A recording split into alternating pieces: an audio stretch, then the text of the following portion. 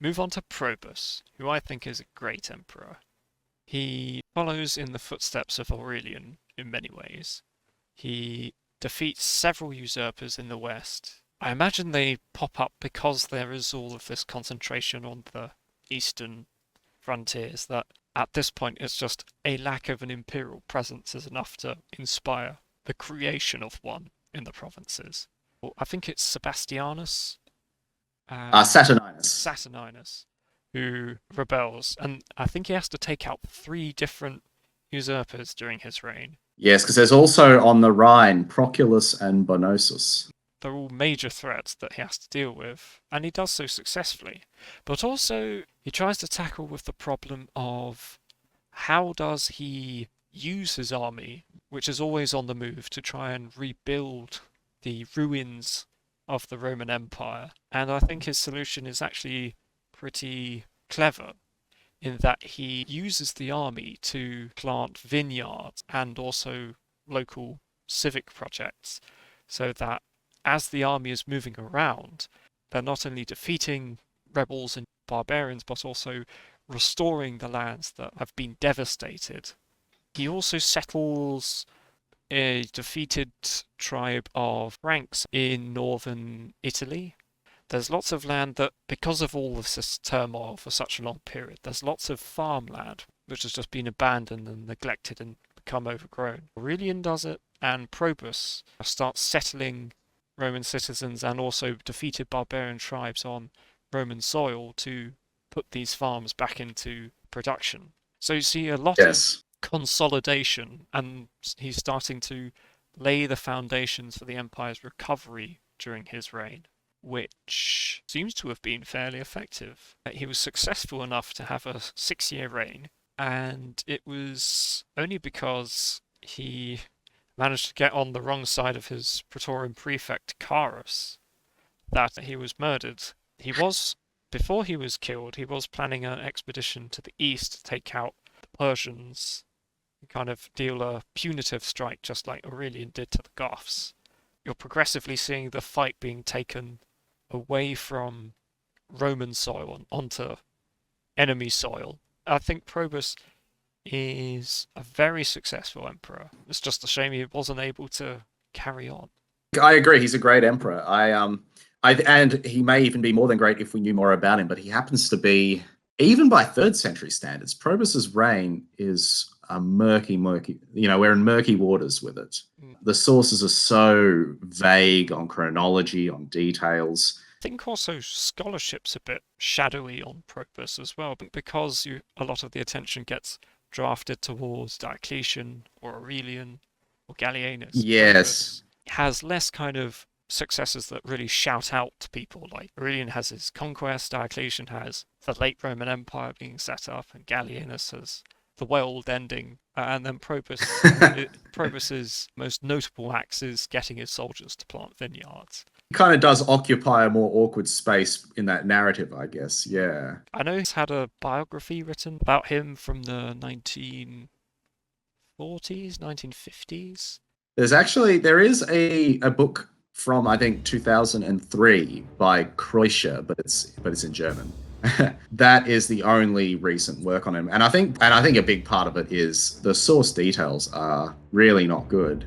Well, certainly what the ancient authors say about him suggests a great emperor, because I think I was talking about how if we had more details, we could probably talk about Aurelian in the same breath as Hannibal. I think it's Aurelius Victor who explicitly compares Probus to Hannibal. He refers to him as a Hannibal-like general. Eutropius compares him to Aurelian and says he was like Aurelian, but not as bloodthirsty.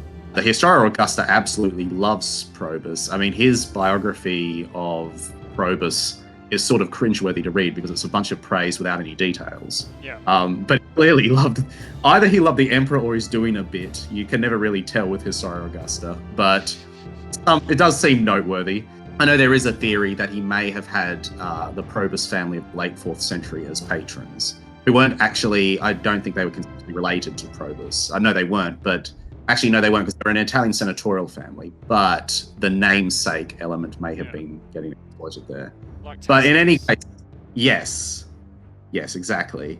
But clearly he was very good. Early in his reign, as I mentioned before, he prioritized the hunt for Aurelian's assassins, and he notably, he read wedding to them. He invited a bunch of them to a banquet and then killed them. Well, I mean, so this might tell the lie to Eros being eaten alive by wolves, because they claim that one of the people wasn't killed on the spot, but was actually burnt alive by Probus, and maybe that's actually what happened to Eros, the original ringleader.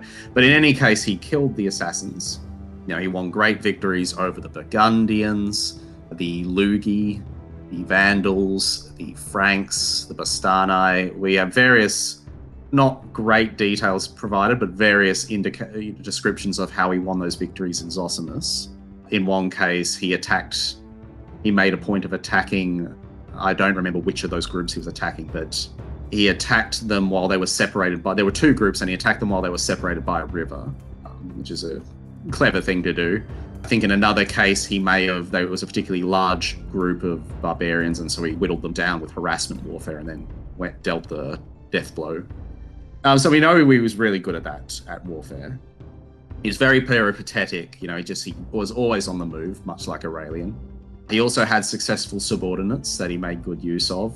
His subordinates we know to have dealt with various problems, including there were the Blemiers of the eastern desert of Egypt and the Sudan, were raiding Upper Egypt, and we know that in association with, I think, one of the cities of Upper Egypt was in rebellion as well. I think it was Coptos.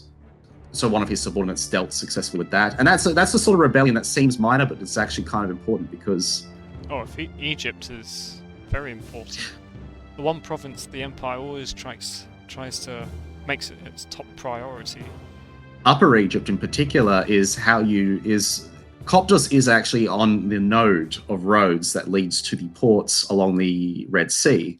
And so you lose Coptos, it affects your access to the Red Sea trade and your access to Indian goods and East African goods and all the money that comes from port dues through that trade network, as well as the mines actually to the east of those Upper Egyptian cities, like where you get red porphyry and granite and gold. So it also affects those economic interests. And so we know one of his subordinates dealt successfully with that. There was a piracy, not a piracy situation. Oh yeah, there was a Frankish piracy situation, but actually what I was thinking of was, yes, in Azuria. And one of his subordinates had to deal with that and successfully defeated the brigand. Yeah, the leader was called. I think this might be the earliest mention of it.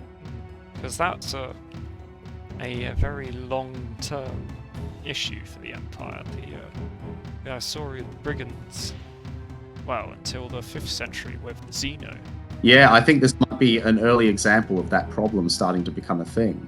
At this time, Probus doesn't personally deal with it, but he sends someone to besiege Lydas, the leader, and his men in the town of Cremna, and it's this whole nasty siege where Lydas and his men actually, because they're running out of food, push the inhabitants off the walls and all these kind of nasty things, and eventually Lydas is taken out by a catapult, sniped him. But yeah, that's one of the few events in Probus's reign where we have more details, really. He dealt with the usurpers. I think he personally dealt with Proculus and Bonosus on the Rhine. Yes. One of them fled into barbarian territory, maybe. Some indication that he did that, but Probus had allies among the barbarians who got rid of him. Yeah. It's a good use of diplomacy. Saturninus, I think, was killed by his own men before they came to blows. I think he didn't have to personally get rid of him. Turned up and they decided it was a bad idea in the end. Yes. And actually, there is also an anonymous usurper in Britain in this period. I think Zonorus mentions him, and maybe Zosimus as well, where Probus sent a subordinate. Again, he clearly, despite being a very peripatetic emperor, just always on the move, he did actually make good use of subordinates as well, and sent someone to get rid of this either usurper or usurper planning to be a usurper, either a conspirator or usurper in Britain, perhaps a loyalist to Proculus or Bonosus, perhaps. And yeah, the Reconstruction efforts are certainly an important thing to, very impressive. Something that we forgot to mention with Aurelian was that, Aurelian, because Dacia had been at half strength since the time of Gallienus, Yeah. and Aurelian needing to draw soldiers from the Danube frontier so that he could actually fight Zenobia, he made the decision to just, withdraw from Dacia, and he withdrew the administrators and the remaining soldiers, and also a lot of the people. And one of the reasons is because Aurelian was resettling these people. He decided Dacia was a lost cause and he needed the troops, but he decided to resettle these people in Moesia and Thrace, these devastated Balkan provinces, and have them basically restore the land that had been devastated by Goths and Vandals and so forth. And so Probus is sort of following in that tradition with, as you say, he's following in this tradition of, we're needing to find ways to restore the land, whether it's through settling barbarians or resettling provincials. And keeping the army busy.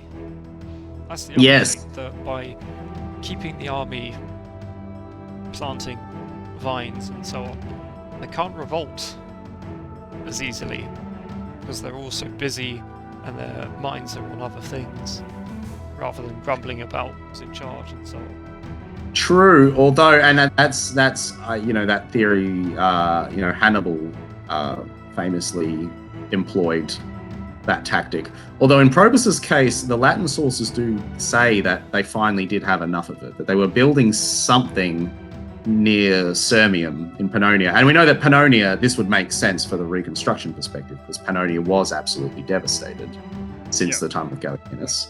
And we know that Probus had used his soldiers to, plant vineyards and to, I think he drained a lake near Sirmium. There was something like that. There was some kind of irrigation plan. They didn't like being used for things other than war. What exactly happened with Probus's death? The Latin sources attribute it to that, whereas the Greek sources point out, Carus had usurped, and he was over in Rhaetia and Noricum, the Praetorian prefect, and also governing those territories, and or administering the troops in those territories. And Peter the Patrician says that Probus marched out with his troops to deal with Carus, but then his troops turned against him. The degree to which those versions of events sort of merge together is a little bit on the clumsy side. The Latin authors do think that for all the good intentions of the Reconstruction efforts, maybe they actually unintentionally soured the soldiers against him. I don't know. I guess there's no way of telling how fair an assessment that is necessarily. One assessment of Probus that I've seen from Clifford Ando is that his reign was unusually rebellion-prone even for the 3rd century, and Clifford Ando thinks that that's a failing of Probus. I don't know how fair that is, because we don't really know enough about him. Yes, and certainly, again, the ancient authors viewed him very highly. My only other criticism, I guess I would suggest, is we get no indication of what he was planning for the succession. There's no indication of an empress or a son, and again, I guess 6 years isn't a very long time, but I suppose it is a long time for the context of the 3rd century. The 3rd century, 6 years is time.